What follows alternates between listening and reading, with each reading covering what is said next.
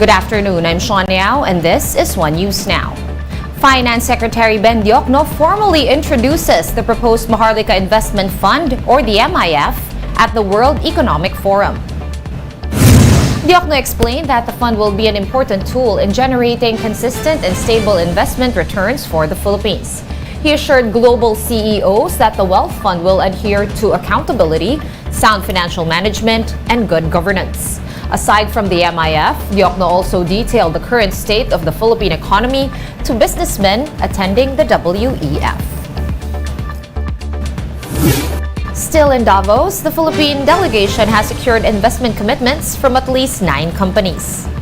President Bongbong Marcos has also revealed his administration's foreign policy in a meeting with the World Economic Forum's chief. Gerard de la Peña is in Switzerland with the details. It was quite a hectic third day for the Philippine delegation at the World Economic Forum in Davos. In a dialogue with WEF President Broge Brend, President Bongbong Marcos revealed how his foreign policy would be like for the rest of his term. He earlier mentioned that countries like the Philippines should not be made to take sides, a principle that also applies to the whole of his foreign policy. So when asked which side are you on, I said, well, I don't work for Beijing. I don't work for Washington, D.C.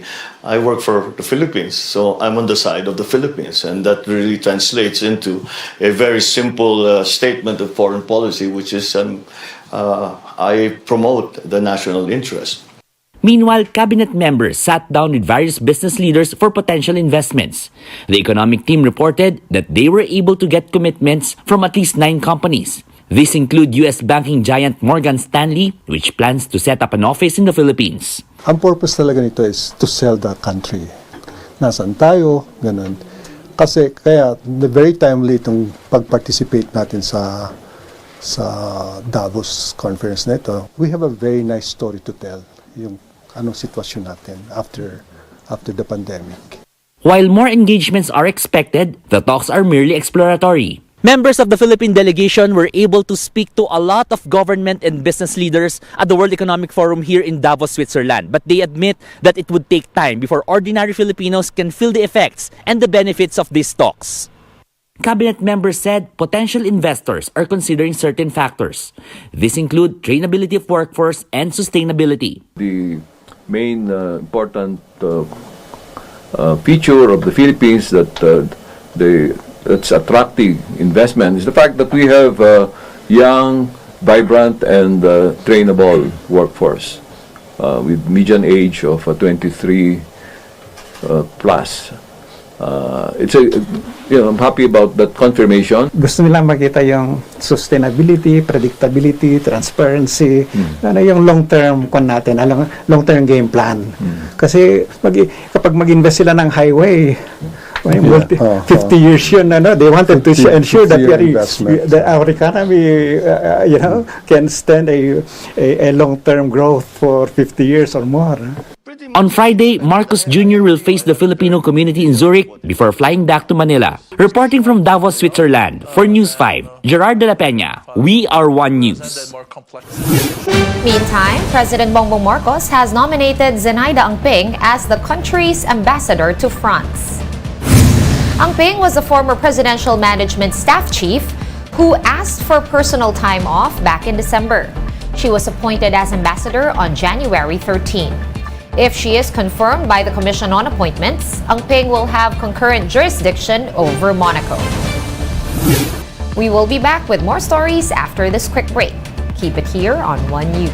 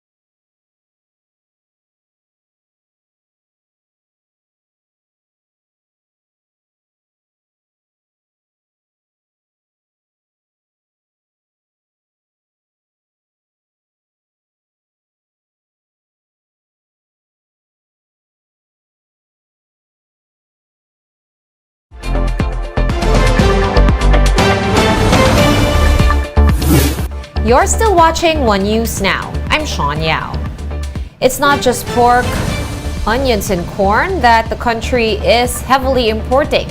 Senators have found out that around 93% of the nation's salt supply is actually sourced from abroad.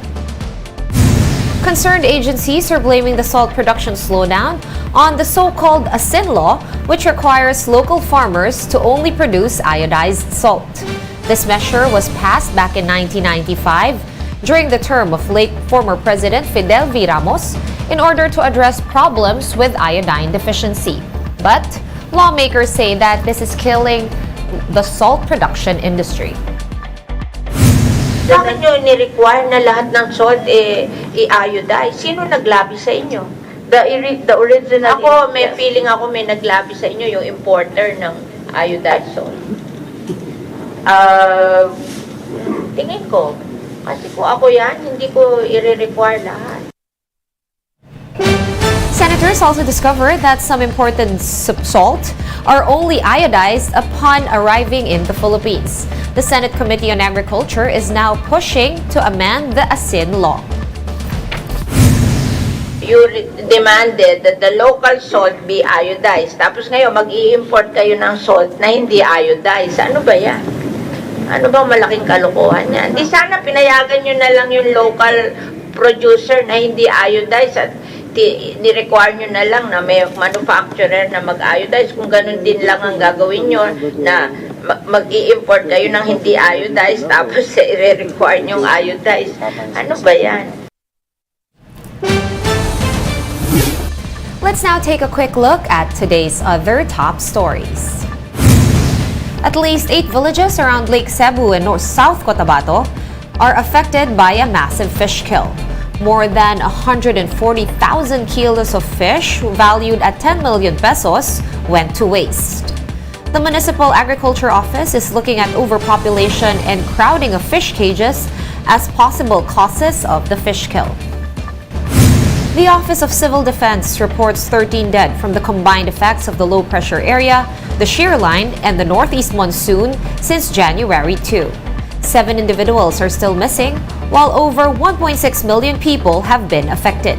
Damage to agriculture is pegged at over 400 million pesos. And New Zealand Prime Minister Jacinda Ardern is no longer seeking re-election. The Labour leader said that she does not have enough in the tank to do the job as Prime Minister Justice. Ardern's term expires on February 7. For more updates, visit News 5, The Philippine Star, and Business World online. Visit our website, onenews.ph, for more in-depth analysis. You can also catch One News on Signal Play. Register for a free account at www.signalplay.com and stream One News live anytime, anywhere. I am Sean Yao. We are One News.